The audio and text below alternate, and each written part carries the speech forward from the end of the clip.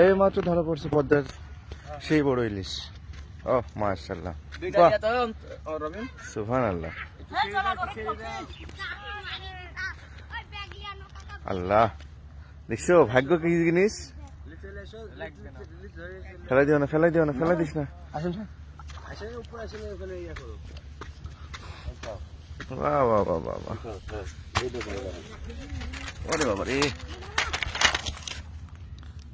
800-700। বাহ, হ্যাঁ এই মাত্র ধরা পড়ছে পদ্মার রূপালী ইলিশ। ঠেঙ্গা থাক, রাখো তুমি ঠেঙ্গা। কিসের ঠেঙ্গা? ওরে বাবা রে, এই মাত্র ধরছে, সুবহানাল্লাহ।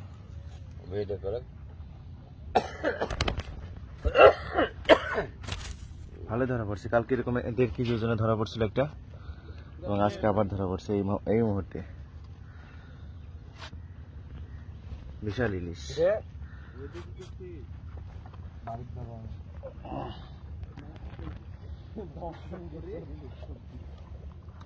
এখন এই নদীতে কম বেশি ভালোই ধরা পড়বে ইলিশ। হ্যাঁ,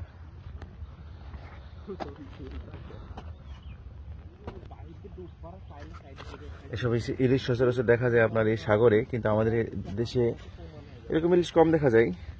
এরকম জাটকাই বেশি চোখে পড়ে আর কি।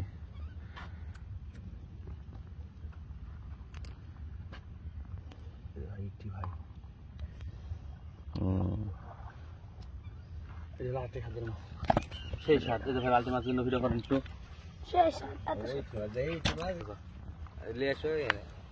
একটাই